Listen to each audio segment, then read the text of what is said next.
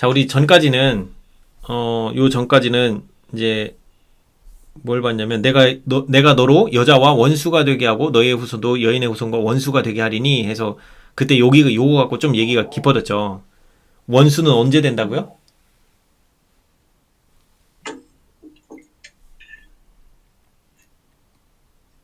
이 회개의 경험이 일어나야, 그러니까 하나님의 말씀이 들어오면서 이 믿음으로 말미암는 이 복음이 들어와야 비로소, 그러니까 온전히 회개를 하는 거 이전에도 원수가 되게끔 생각이 들어올 수 있어요. 즉 복음의 기별이 들어왔을 때 그 복음의 기별을 마음에 영접하고 받아들이고 그대로 살고자 내가 뜻을 정하기 시작하면 그 순간부터 계속 마음에 죄로 보여지는 것들이 나오고 그걸 대항하려는 생각이 전에 없이 일어나게 돼 있어요. 그래서 이 내가 너로 여자와 원수가 되게 하고라고 하는 거는 복음이 들어와줘야 돼요. 그래서 복음이 들어오기 시작하면 우리는 자연스럽게 이 그 사탄의 그 정신에서 점차 죄를 보기 시작하면서 원수의 그 나의 원수가 드디어 사단이라는 거를 깨달아가기 시작한다는 거예요. 점차. 거기까지 얘기를 했었고, 어, 여기 보면, 여기 그, 보이시죠? 좀 더 크게 키워드릴게요. 여기 보면, 아담과 그의 반려자 하와는 그들의 죄가 비록 크지만, 사단의 지배를 받도록 버림받지 않으리라는 보증을 받았다. 아까 이제 그 창세기 3장 15절에 그 복음을 받았죠. 그리고 나서 하나님의 아들은 당신의 생명으로 그들의 죄악을 속죄하시겠다고 제의하셨다. 은혜의 시기가 그들에게 허락될 것이며 회개와 그리스도를 믿는 믿음을 통하여 그들은 다시 하나님의 자녀가 될 수 있었다. 자, 여기에서 보시면 은혜의 시기가 지금 주어졌다고 돼 있어요. 그죠? 은혜의 시기. 이 은혜의 시기라고 하는 것이 어떻게 주어진 거예요? 그들의 죄값을 그러니까 예수님께서 그들의 죄값을 지불하시겠다고 약속을 하셨기 때문에 아담부터 시작해서 모든 인류에게 은혜의 기간을 줄 수가 있어요. 그리고 또 은혜의 기간을 줘야 되는 이유가 있어요. 그냥 그들이 범죄했다고 해서 그냥 죽여도 뭐 상관은 없겠지만 그렇게 되면 하나님의 공의가 무너져요. 왜 무너져요? 사단과 3분의 1의 천사는 범죄한 아담과 하와보다 뭘 더 잘 알아요? 뭘 더 많이 깨닫고 있어요?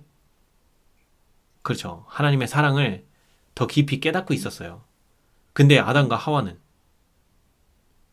사단과 그 타락한 3분의 1의 천사만큼 하나님의 사랑을 깊이 깨달았어요? 못 깨달았어요? 아직 몰랐어요. 그 정도까지. 그러니까 어떻게 해야 돼요? 그들에게도 하나님의 사랑을 더 깊이 깨닫고 알 기회를 줘야지 공평한 거예요. 그렇죠. 그래서 은혜의 시기를 주셔야 했던 이유는 그 배경도 있어요. 그래서 여기 보면 은혜의 시기가 허락이 됐지만 어떻게 해야 된대요? 회개와 그리스도를 믿는 믿음을 통하여 그들은 다시 하나님의 자녀가 될 수 있다. 즉 회개가 있고 그리스도를 믿는 믿음이 있어요. 그죠? 두 가지 다가 일어나야 돼요. 근데 둘 다는 결국엔 하나예요. 두 개처럼 보이지만 하나예요. 회개가 일어나면 예수님을 믿는 믿음은 자연스럽게 경험되어지게 돼 있어요. 이게 아는 게 아니고 믿음을 아는 수준에서만 한다고 하면 야고보서에서 뭐라 그래요? 믿기만 하냐? 귀신도 믿고 떤다. 네가 믿는 믿음이라고 하는 그 믿음, 행함이 없는 그 믿음은 뭐다고요? 귀신이 믿는 거랑 똑같다는 거예요. 그러니까 결국에는 체험이 되고 행동으로 그 믿음의 결과가 드러나져야 되는 거예요. 그래서 진짜 회개의 경험은 뭐가 일어나요? 개혁이 일어나게 돼 있어요. 건강개혁이 일어나고 그 다음에 말과 행동이 변화되고 이런 일들이 일어나게 돼 있어요. 그래서 그런 일들이 일어나면서 점점 말씀이 깊어지면서 죄가 얼마나 내 안에 가득 차 있는지를 점점 깊이 봐지면서 나는 태어나면서 머리끝부터 발끝까지 온통 죄밖에 없구나 라는 거 온전히 깨달을 때에 이제 뭐예요? 내가 하려는 모든 정신을 다 완전히 포기하고 내려놓을 마음이 생기고 그때부터 전적으로 진짜 믿음으로 말미암느니 셋째 천사의 기별인 진짜 믿음으로 말미암느니 의가 그때부터 일어나요. 그 전에도 경험을 하겠지만 이제는 온 마음으로 이제는 내가 하려는 모든 정신을 다 포기하고자 하는 마음이 완전히 자리를 잡아요. 그럼으로써 이제 그때부터 계속 무슨 싸움이 벌어져요? 내가 하려는 정신을 올라올 때마다 가져가 주세요. 왜? 이제는 내가 완전 무가치한 존재라는 걸 진심으로 깊이 깨달았기 때문에. 그래서 셋째 천사의 경험 가운데 깊이 들어갈 수가 있어요. 그럼 이제 그 단계에 들어가면 이제 어떻게 돼요? 이젠 내가 이렇게 여태 사단에게 속아서 하나님의 사랑을 깨닫지 못했다가 이제 깨닫고 나와 보니까 내가 여태 속아 살아왔다는 걸 알아요. 사단에게 속아가지고 믿음으로 말미암는 이가 그렇게 어려운 게 아닌데 이걸 그렇게 몰라가지고 여지껏 내가 하려고 삽질하고 그러면서 다른 사람들 마음에 못 받고 이러면서 얼마나 상처 주고 그러면서 왔는지. 근데 내가 이거 경험해보니까 이제 봤더니 뭐예요? 이게 종이 한 끗 차이인 거예요. 아, 그냥 내가 하려는 이 정신 포기하기만 하면 되는 거를. 이게 그렇게 어려웠던 거야. 근데 이제 경험해보니까 어때요? 알고 보니까 그렇게 어려운 게 아니라는 거예요. 그러니까 내가 여태 속았던 거를 깨닫고 나니까 이거 다른 사람들한테 알려주고 싶어요? 안 알려주고 싶어요? 알려주고 싶은 거예요. 왜냐면 그게 그렇게 어려운 게 아니거든요. 근데 하려고 실천하면서 겪어보면 이제 그게 어려운 거야, 사람들한테는. 경험을 안 해본 사람들이 이 경험을 하려면 뭐가 어렵냐? 이 경험 가운데 부딪혀서 한 두세 번 했는데 안 돼. 그러니까 아이, 힘드네. 안 되네. 못하겠네. 이러면서 뒤로 나가 떨어지는 거예요. 근데 거기서 포기하지 않고 계속 내 죄를 가지고 하나님께 가고 또 넘어졌을지라도 가져가고 또 가져가고 그러면서 자꾸 하나님께 의지하는 정신을 포기하지 않고 계속 100번을 실패해도 계속 그렇게 하나님께 계속 가져가면 끝끝내는 이긴다고요. 이기는 경험을 하게 된다고요. 그러면 누가 구원의 확신을 가지세요 이런 소리 하지 않아도 하나님 살아계신 거를 내가 확신할 수 있어요. 내 안에서 역사하셨으니까. 그래서 우리는 몸의 증거를 가져요. 우리 정신에 하나님께서 어떻게 역사하셨는지 우리 정신에 기록을 해주셨기 때문에 그 미련한 다섯 처녀가 슬기로운 다섯 처녀한테 기름 달라고 할 때 이 슬기로운 처녀가 기름을 줄 수가 없는 거예요. 왜? 경험으로 알아서. 경험으로 내 이 마음 가운데 새겨진 거라서. 근데 그들도 그 기름을 살려면 결국엔 그들도 그 경험 가운데서 하나님을 만나서 그 자기 정신에 그게 새겨져야 그 기름이 있게 되는 거란 말이죠. 아무튼 그렇습니다. 그래서 진짜 믿음으로 우리가 이제 이 은혜의 시기가 허락된 이때에 우리가 해야 될 건 뭐냐면 진정한 회개의 경험 그리고 그 회개의 경험을 통해서 더 깊은 믿음으로 말미암는 의의 경험까지 들어가서 이제는 뭘 해야 되냐면 전적으로 하나님만 바라보는 거예요. 시련이 와도 하나님 그리고 기쁨과 즐거움이 와도 하나님 감사합니다. 감사합니다. 그래서 내가 음부에 있을지라도 주께서 나를 버리지 않고 나를 생명싸개로 언제든지 나를 보호하고 계시다라는 그 믿음이 깔려 있는 거예요. 그냥 항상 하나님과 연결된 삶을 사니까 그런 삶을 사고자 계속 하나님 앞에 말씀 앞에 굴복하고 자아 포기하고 이렇게 해나가면서 하나님과 끈끈하게 계속 연결되어 있는 삶 그렇게 살 때 마음 가운데서 올라오는 유혹과 세상에 대한 유혹이 내 앞에 닥쳐오더라도 거기에 흔들린다 안 흔들린다? 흔들리지 않는다. 그래서 애굽의 요셉, 바벨론의 다니엘 그들이 그 유혹과 타락이 많은 그 세상 속에서 살면서도 어떻게 한다고요? 하나님을 신실하게 섬기고 따르는 자, 순종하는 자가 됐다는 거예요. 그러니까 하나님께서 지금 우리에게도 요구하시는 게 똑같아요. 우리가 이 세상 바벨론에서 아직 머물고 있을지라도 어떤 유혹이 온다 해도 흔들리지 않는 믿음으로 하나님을 끝까지 계속 바라보는 거. 그거 요구하시는 거예요. 여호와의 율법은 땅에서뿐 아니라 하늘에서 하늘 정부의 기초. 하나님의 율법은 하늘 정부의 기초이고 근데 여기 보면 천사의 생명으로는 어떻게 해요? 이 율법을 범한 데 대한 희생으로 받아들여질 수 없다. 이거 이해 가시죠? 왜 그래요? 남에게 주면 내가 죽어요. 그리고 내가 준 생명 그거 가지고 그 한 사람밖에 못 살려. 근데 하나님은 이 모든 피조물에게 생명을 공급하는 분이셔요. 그러니까 모든 피조물에게 생명을 하시는 분이다 보니까 모든 피조물이 범죄해도 그들의 모든 죄값인 피값을 다 지불하고도 남는 생명력을 가지고 계세요. 그래서 여기 보면 사람을 창조하신 하나님의 아들은 인간을 위하여 속죄하실 수 있으셨다. 창조주께서만이 그게 가능하시다. 그 다음에 아담의 범죄가 불행과 죽음을 가져온 것처럼 그리스도의 희생은 생명과 불멸을 가져올 것이다. 그러니까 한 사람이 범죄함으로 인해서 모두가 다 죄인이 돼버렸지만 그 이 한 사람의 희생을 통해서 모두가 다 의인도 될 수 있어요. 근데 조건이 뭐라고요? 원하는 자만. 영생을 살기를 원하는 자만. 근데 이 두 가지 조건이 조금 다르죠. 첫 번째 아담과 하와가 범죄했을 때는 한 사람의 범죄로 모두가 다 죄인이 돼버렸어요. 예외 없이. 근데 두 번째는 달라요. 한 사람의 희생으로 말미암아 모두가 다 의인이 된다가 아니에요. 받아들이고자 하는 자만 의인이 된다예요. 왜 그럴까요? 이 차이가 왜 그런 차이가 벌어질까요? 자, 한 사람의 범죄함으로 인해서 그가 범죄를 했어요. 그러면 이 범죄한 사람의 사상이 누구 사상에서 누구 사상으로 바뀐 거예요? 하나님 사상에서. 그쵸? 사단의 사상으로 바뀐 거잖아요. 그럼 사단의 사상이 자리 잡으면 어떻게 된다고요? 나가라고 해도 나가요, 안 나가요? 안 나가요. 우리를 쥐어잡고 이 아담과 하와가 태어난 이후의 모든 사람들은 다 누구 사상 가지고 태어난다고요? 이 사단 사상을 가지고 태어난다고요. 자, 그런데 하나님께서는 왜 모든 죄인을 다 그들에게 영생을 못 주실까요? 피조물을 만드실 때 뭘 주셨다고요? 자유의지. 그러면 하나님께서 자유의지를 무시하면 어떻게 돼요? 그게 사단이에요. 그렇게 되면 사단 되는 거예요. 그러니까 지금 보세요. 모든 사람이 지금 범죄한 상태에 있어요. 근데 하나님은 예수님의 희생을 통해서 모든 범죄한 사람들에게 전부 다 영생을 줄 수 있는 조건은 다 만들어 놓으셨어요. 근데 모두에게 주고 싶어요. 하나님 마음은. 근데 문제는 하나님께서 창조하신 피조물에게 주신 뭐를 존중한다고요? 선택력, 자유의지. 그래서 하나님께서는 방법이 어떻게 하셔요? 그래서 하나님께서는 복음을 가진 자에게 복음을 못 들은 사람들에게 복음을 전파해라.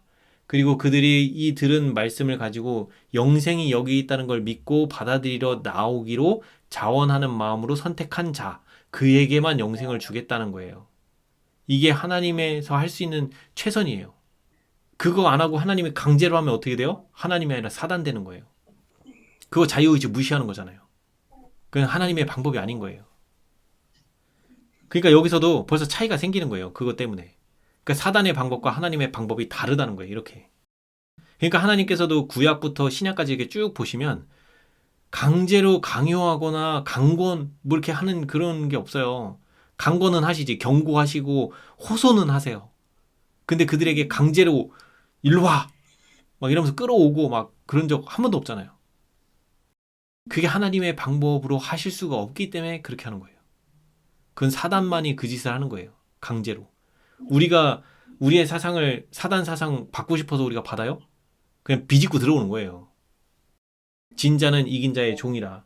그러니까 아담이 져버렸잖아요. 그러니까 그냥 막 머릿속에다 그냥 막 온갖 잡생각 집어넣고 그 아담이 원했어요, 안 했어요? 원하지 않아도 밀어넣는 거예요. 이게 사단의 방법인 거예요. 그래서 하나님은 사단의 방법으로는 결코 일하실 수 없다. 그래서 여기 보면 이제 이 청지기 직분에 대한 이야기가 나오죠. 이 지구도 사단에게 들어갔어요. 이해 가시죠? 이거는 뭐 어려운 게 아니니까. 아담이 창조될 때 지구를 통치할 지위에, 여기 보면 아담이 창조될 때 지구를 통치할 지위에 세워졌다라고 돼 있고, 이 아담에게 통치권을 하나님께서 주셔서 다스리라 라고 하셨던 그 말씀 그대로 아담이 다스렸다라고 하면 문제가 없겠지만, 그가 다스려야 되는 사람이 사단에게 넘어감으로 인해서 그가 다스려야 될 걸 사단이 찬탈한 거예요. 말 그대로. 그래서 하나님께서는 사단이 찬탈한 거를 그가 여기가 그의 땅이라고 인정하세요? 안 하세요? 안 하셔요. 욥기 1장, 2장 기억하시죠? 욥기 1장이 뭐예요? 그 장자의 총회에 어느 날 사단이 찾아왔어. 두루두루 돌아서 여기저기 다녀왔나이다. 네가 어디서 왔느냐? 그랬더니 그렇게 사단이 얘기했죠. 두루두루 달아 여기 왔다고. 그랬더니 하나님이 바로 뭐라고 하세요? 네가 내 종 욥을 주의하여 보았느냐? 이 한마디는요. 뭘 얘기하고 있는 거냐면 여기가 네 땅이래매. 근데 거기에 내 백성이 있네? 여기 네 땅 맞아? 여기 내 백성이 있으면 네 땅 아닌데? 그 얘기하는 거예요. 그래서 이 사단이 지배하는 곳에는 이 하나님의 백성이 있으면 안 돼요. 하나님의 백성이 있으면 사단의 땅이 아니라는 증거가 되는 거예요. 그러니까 이 마지막 때 우리가 남은 자로 그 14만 4천인이 돼서 그 야곱의 환란을 통과하면서 뭘 드러내요? 우리가 철저하게 하나님 백성인 걸 드러내는 거예요. 어디서? 이 사단이 지배한다고 하는 이 땅에서 누구를 섬기는 백성? 하나님만 섬기는 백성. 그러면 뭐가 증명돼요? 여기가 사단의 땅이 아니라는 걸 증명하기도 하는 거예요. 하나님을 경배하는 자로도 증명이 되지만 창조주께서 우리를 창조하셨다라는 거 그것도 증명이 되고 하지만 또 증명이 되는 게 그거라는 거예요. 여긴 사단 네 땅이 아니야. 여기 내 백성 이렇게나 많아. 증명하는 거예요. 그래서 여기 보면 나오죠. 베드로 후서 2장 19절 누구든지 진 자는 이긴 자의 종이 된다. 이게 결국엔 뭐 얘기예요? 사상 싸움, 생각 싸움이란 얘기예요. 내가 생각해서 자꾸 지면 죄의 종노릇을 계속하게 돼요. 그래서 이제 거기서 나를 구원해 주실 수 있는 유일한 분은 예수님밖에 없는 거예요. 그래서 여기서도 계속 사람이 사탄의 포로가 되었을 때 그가 가졌던 통치권은 그의 정복자에게 넘어갔고 사탄은 계속 원래 아담에게 주어진 바 되었던 지상의 통치권을 찬탈했다. 그래서 그리스도께서 당신의 희생으로 죄의 형벌의 값을 치르심으로 말미암아 사람을 구속하실 뿐 아니라 사람이 잃었던 뭐도 찾는다고요? 통치권. 사람을 구속도 하지만 이 지구에 대한 통치권도 되찾아오는 거예요. 되찾아온다기보다는 거꾸로 얘기하면 여기 원래부터 내 땅이야 라고 증명하는 거예요. 그래서 그게 증명이 끝나면 사단은 당연히 쫓겨날 수밖에 없어요. 이 지구에서도. 그래서 첫째 아담이 잃어버린 모든 것을 둘째 아담이 회복하실 것이다. 여기 보면 이제 아담은 그가 무지하였던 때에는 창조주와 관계가 없는 교통을 즐겼었다. 그러나 죄로 말미암아 하나님과 사람의 관계가 끊어지고 말았다. 그리스도의 속죄만이 그 시면을 가로지르는 다리를 놓고 하늘에서 땅으로 축복 혹은 구원을 전달할 수 있었다. 사람에게는 여전히 창조주께 직접 나아가는 길이 끊겼으나 하나님께서는 그리스도와 천사들을 통하여 인간과 교통하시고자 하셨다.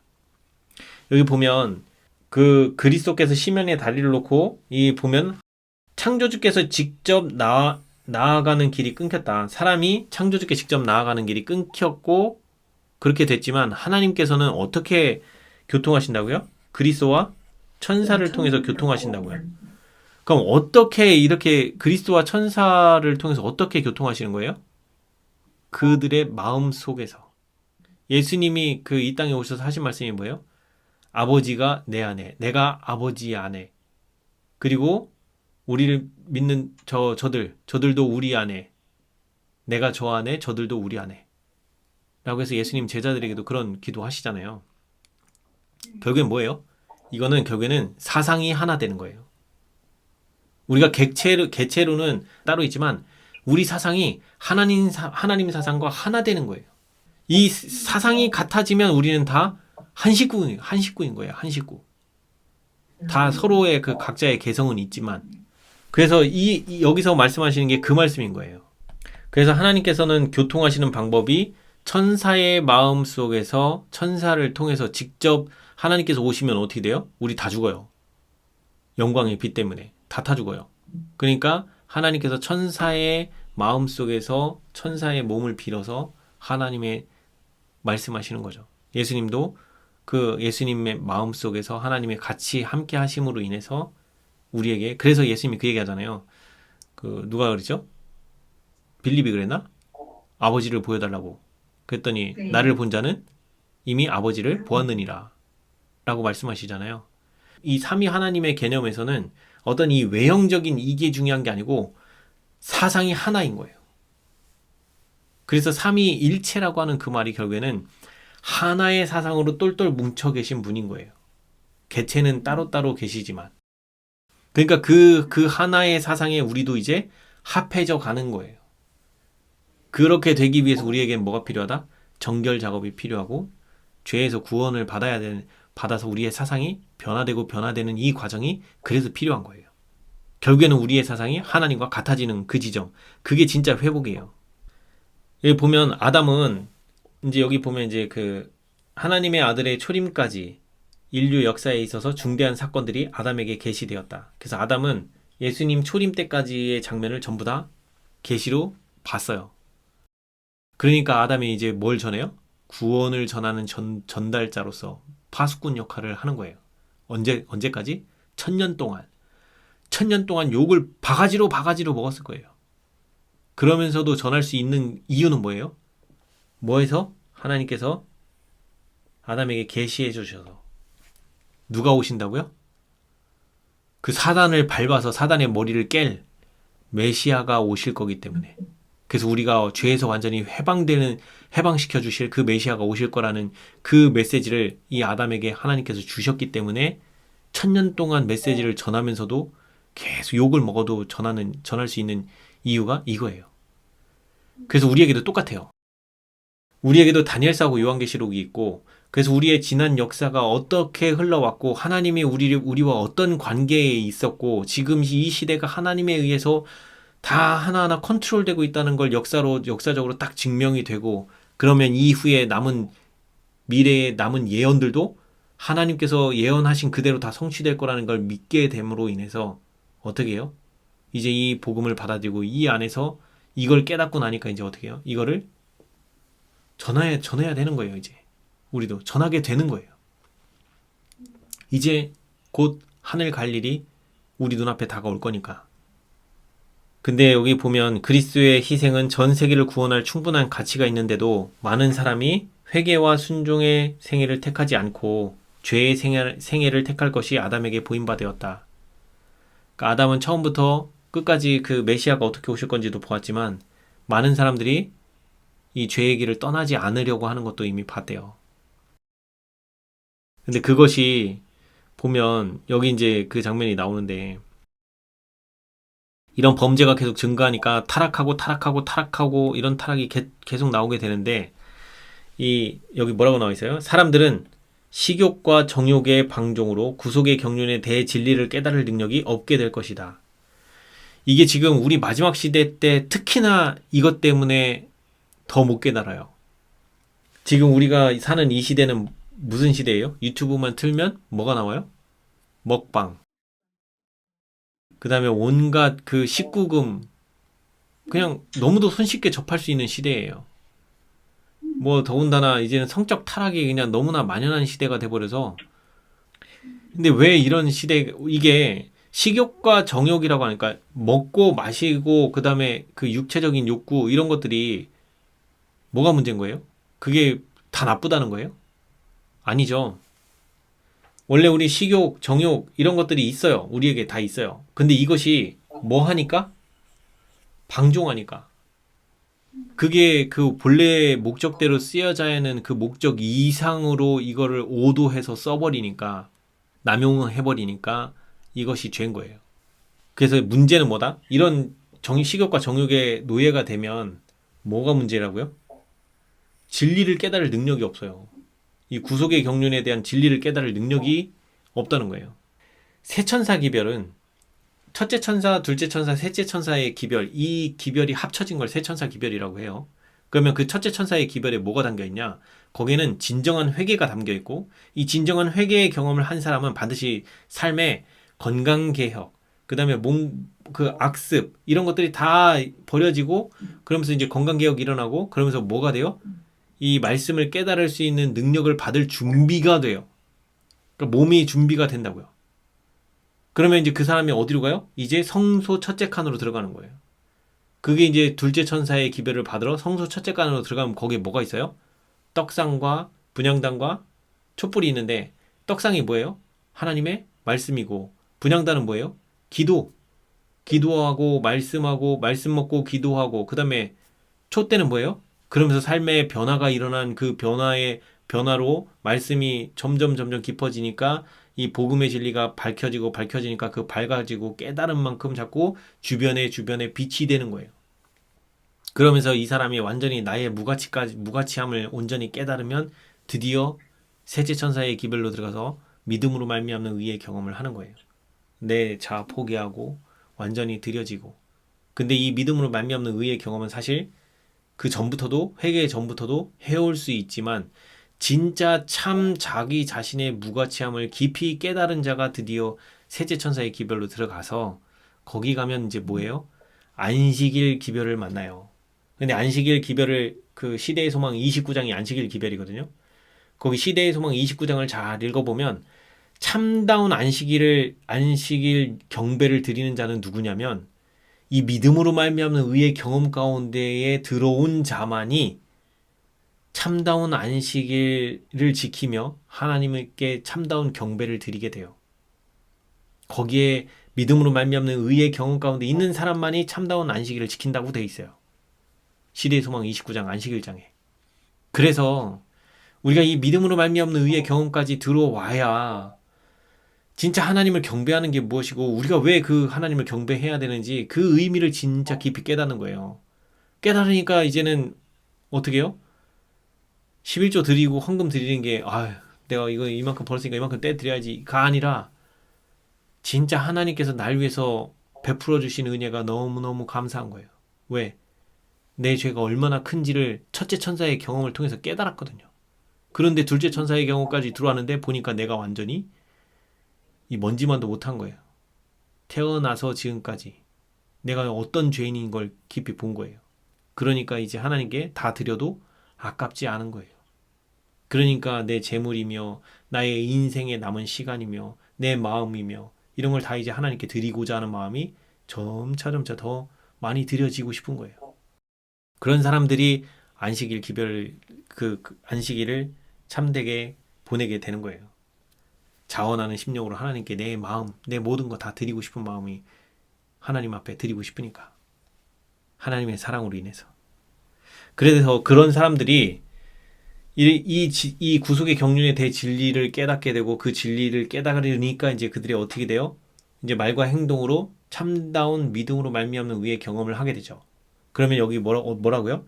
그들의 약점과 결점을 당신 안에 숨기라고 여전히 그들을 초청하실 것이다라고 되어 있는데 누구 안에 숨기는 거예요? 그리스도 안에 우리의 결점과 약점을 어떻게 한다고요? 숨기라고 돼 있지. 이거 다 없애라고 돼 있어요. 숨기라고 돼 있어요. 숨기라고 돼 있죠. 자, 그러면 하나님께서 우리 보고 의인이라고 표현할 때 어떤 사람을 의인이라고 표현하는 거예요? 죄가 완전히 없이 된 사람을 의인이라고 하는 거예요. 숨겨진. 그죠? 자, 보세요. 이 숨겨졌다는 표현을 잘 이해하셔야 돼요. 그러니까 우리가 지금 이 완전주의랑 믿음으로 말미암는 의랑 한 끗 차이예요.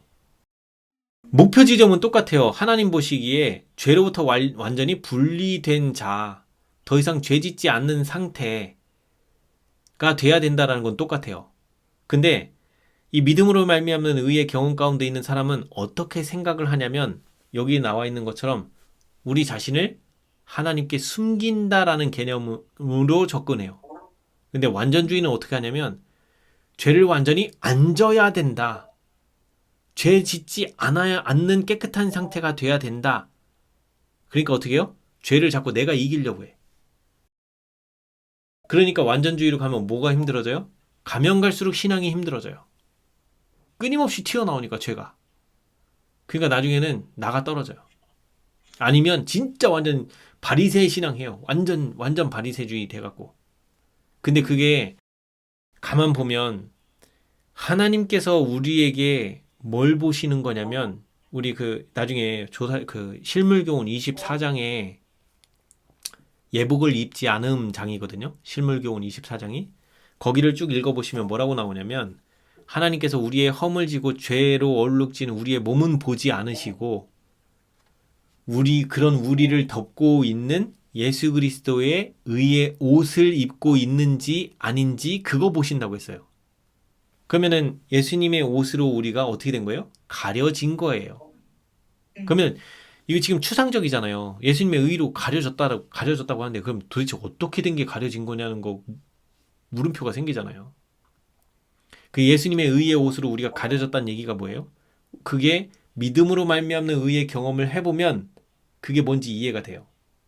즉 나의 죄된 이 생각과 이 감정 이대로 사용해서 내가 범죄를 할 거냐 말 거냐라고 하는 그 선택의 순간에 나는 그거 예수님께 갖다 드리고 그 생각과 그 감정 쓰는 거 포기하기로 결심하고 예수님 이거 가져가 주시고 제 마음 새 걸로 바꿔주세요 라고 했을 때 내 말과 행동으로 누구께 드러나와요?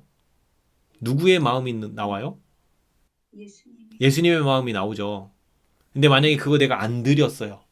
그러면 내 감정과 내 생각대로 해버렸어. 그럼 누구 사상이 나온 거예요? 사탄 사상이 나죠. 네, 맞아요. 그러면 원래부터 내가 회개하기 전에 복음을 만나기 전에는 누구 사상만 나왔어요? 내 말과 행동에서? 사단 거만 나왔었죠. 네. 근데 이제 믿음으로 말미암은 의의 경험을 하기 시작하면서부터 이제 사단의 사상이 나오는 횟수가 점점 줄어요. 그러다가 어느 순간에 안 나오기 시작해. 왜요? 자꾸 그거 하려고 하는 그 정신? 예수님 가져가 주세요. 이게 이제 너무 자연스럽게 잘 되는 거예요. 어떻게? 숨 쉬듯 자연스럽게 이제는 하나님 이렇게만 해도 이 죄가 하나님께로 전가되고 그리고 하나님께서 내 마음을 바꿔주시는 이 경험 가운데서 감사합니다. 이렇게만 해도 벌써 마음이 평안이 오는 거예요. 유혹이 사라지고 그러니까 어떻게 돼요? 내 말과 행동에서 이제 사단의 사상이 나와요 안 나와요? 원래는 사단의 사상이 나와야 될 놈인데 믿음으로 말미암은 의의 경험을 하니까 자꾸 그 경험이 너무너무 이제 자연스럽게 되니까 어떻게 돼요? 사단께 나올 틈이 있어요 없어요? 그래서 숨겨진 거예요. 이해가 되세요? 원래 나는 사단이 쓰던 도구였는데 그게 이제 예수님 거만 나오는 도구로 바뀌어진 거예요. 그렇게 해서 우리가 완전해지는 거지 그 상태가 하나님 보시기에 완전하다고 하시는 거지 우리가 죄를 완전히 극복하고 이겨서 죄 하나도 없는 상태 아니에요. 실물교훈 24장 잘 읽어보면 그렇게 얘기 안 하셔요. 여기도 똑같고 그리고 그들이 완전주의가 착각하는 게 하나가 뭐냐면 결정적인 건 우리가 완전히 죄로부터 분리된 완전한 죄 없는 상태는 언제밖에 없어요? 예수님이 재림하셔서 우리가 공중에 올려지기 직전에 홀연히 변화함을 입었을 때야 비로소 죄로부터 완전히 분리된 상태가 되는 거예요. 그때야 비로소 완전한 죄 없는 상태가 되는 거예요. 그 전까지는 어떻게 돼요? 죄 지을 가능성이 아직 이 몸 가운데 있어요. 그 가운데서 살지만 계속 뭐 한다고요? 믿음으로 말미암는 의의 경험 가운데서 찾고 하나님께 드리고 받고 하는 것이 너무도 자연스러워서 이제는 이게 있는지조차도 못 느끼고 사는 거예요. 이 죄된 생각과 감정이 있는지조차도 모를 정도로 그런 식으로 살고 있는 거예요. 항상 내 입에서 하나님 사상만 계속 나오는 거예요. 그게 혹여 하나님께 안 나오고 튀어나왔어. 그럼 우리 어떻게 해요? 바로 하나님께 엎드려서 자복하고 이 죄책감 가져가 주시고 제 마음 정결케 해달라고 거기서 온전한 회개를 다시 하고 완전히 하나님께 다시 피하여 숨는 거예요. 그래서 우리는 계속 그런 상태, 하나님과 연결되어져 있는 상태를 유지하면 하나님께서는 그걸 보고 의롭다 칭하시고 우리를 구원해 주실 수 있는 그 상태가 되는 거예요. 그래서 이거 헷갈리시면 안 돼요. 그래서 그분은 믿음으로 자기에게 나오는 모든 사람의 필요를 공급하실 것이다. 불의가 편만한 가운데서도 더럽힘을 받지 않은 적은 무리가 항상 있을 것이었다.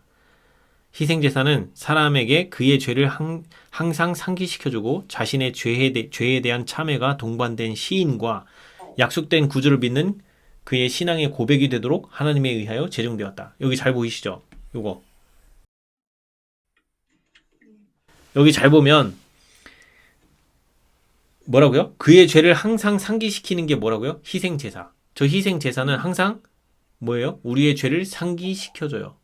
근데 지금은 희생제사 대신에 우리가 말씀을 접하면 자꾸 그 하나님의 말씀은 우리의 죄를 상기시켜주세요.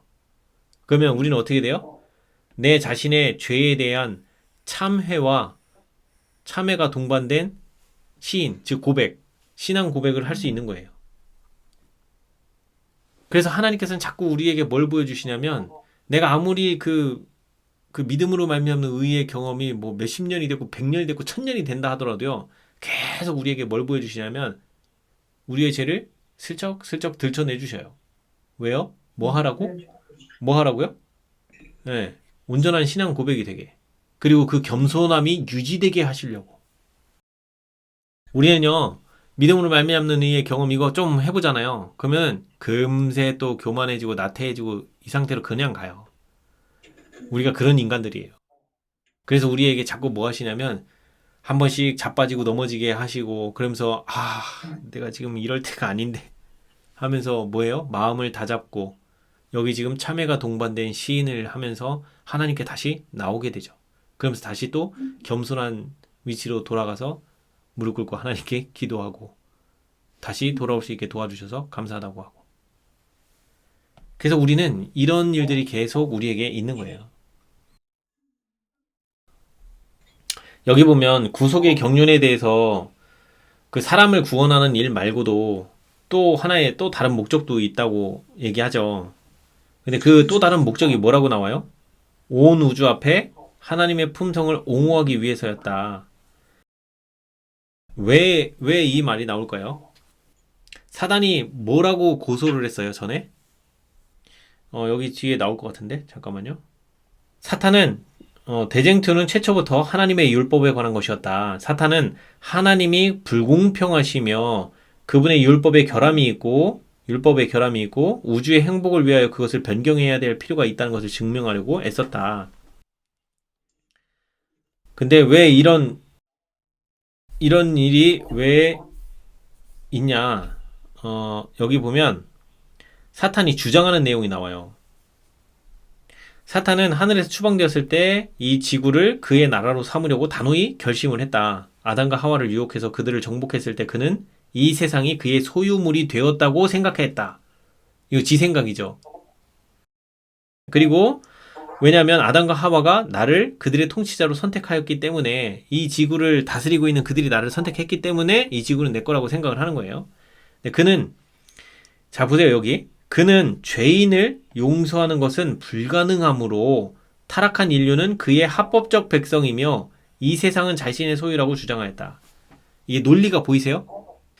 아담과 하와가 범죄했는데 하나님은 뭐를 안 하신다?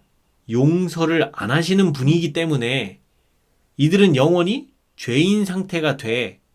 근데 이들이 누구를 섬겼다? 나를 통치자로 임명을 했으니까 이들이 결코 용서받을 일이 없는 한 여기는 다 내 거네 라고 이렇게 논리를 펴는 거예요. 이해가 되세요? 그러니까 여기 전제 조건이 뭐예요? 하나님은 죄인을 용서하시지 않는 분이라고 전제를 깔고 이 얘기를 한 거예요.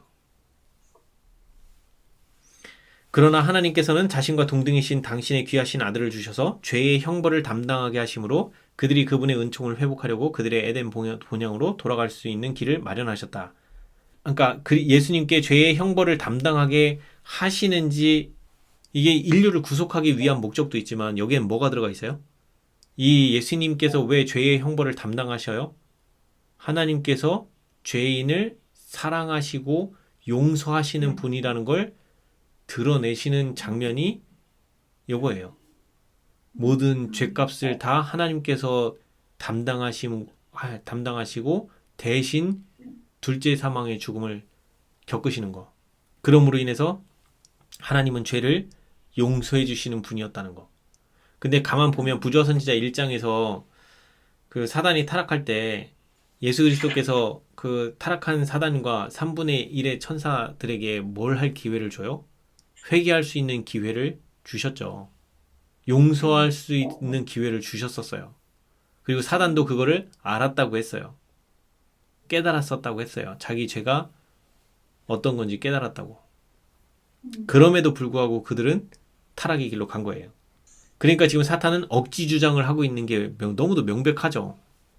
그래서 이 구속의 사역은 그 하나님의 사랑을 온전히 드러냄으로 인해서 온 우주의 우주 거민과 또 모든 사탄 3분의 2의 천사들, 그들은 사탄의 거짓 그러니까 겉으로는 하나님 정부에 반항하는 것이 아니라고 얘기하면서 끝끝내는 반항을 했는데, 그것이 3분의 2의 천사와 온 우주에서는 신비예요. 사단의 정신이 완전히 드러나지 않았기 때문에 사단은 하나님 정부를 섬긴다고 하면서 왜 저렇게 됐지? 라고 그들은 잘 이해를 못하고 있는 상태였어요. 근데 이제 십자가 사건을 통해서 사단이 세우려고 하는 정부에서는 하나님을 창조주를 죽인다는 걸 드러냄으로 인해서, 그리고 그 십자가 사건이 하나님께서 범죄한 피조물을 사랑하고 아끼시기 때문에 자기를 죽음에까지 내몰면서도 그들의 죄를 용서하시려고 하는 그 하나님의 사랑이 보여짐으로 인해서 온 우주 거민들은 이 사랑이 어떤 사랑인가, 놀랍고도 놀랍도다라고 경탄하는 거예요. 그래서 여기 보면은 그리스도께서 타락한 사람을 구원하시기 위하여 자신을 낮추신다는 것은 온 우주가 경탄할 일이었다. 그래서 당신의 영광을 떠나 몸소 인성을 취하기로 동의하신 것은 죄 없는 다른 세계들의 지적 존재자들이 이해하기를 원하는 신비였다. 그래서 하늘은 그분이 받으신 능욕과 멸시를 주목하였고 그것이 사탄의 선동으로 말미암은 것임을 알았다. 사탄은 인류에게 계속해서 흑암과 슬픔과 고통을 가져다 주려고 노력하고 있었고 그리스도께서는 그것을 막고 계셨다. 그리스도께서 십자가 위에서 숨을 거두시며 고통 중에 다 이루었다고 부르짖으실 때 승리의 함성은 온 하늘과 모든 세계에 울려 퍼졌다. 대쟁투의 승부가 그때 판가름이 났다. 이미 이때 사단은 끝난 거예요. 자, 근데 이상한 건 뭐냐면 이 십자가 사건을 통해서 대쟁투가 다 끝났어야 돼요. 이미 사단의 정체는 다 드러났고 이 대쟁투에서 예수님이 완전히 승리를 하셨었고, 그러면 이때 다 끝났어야 되는데 왜 지금까지 이어지고 있냐는 거예요. 이때 사탄이 또 거짓 고소를 해요. 예수님이 돌아가심으로 인해서 율법이 폐하여졌다, 이런 거짓 고소를 하면서 그때 끝내시는 것이 아니라 지금까지 끌고 오신 목적이 있으셔요. 왜 그러냐면 사탄이 악하면 악할수록 이 복음을 받아들인 자들과 완전한 대비가 이루어지고, 또 하나는 우리 사람에게, 범죄한 인류에게 이 사단이 필요해요. 왜 필요해요? 죄가 얼마나 무서운 것인지 깨달을 수 있기 때문에.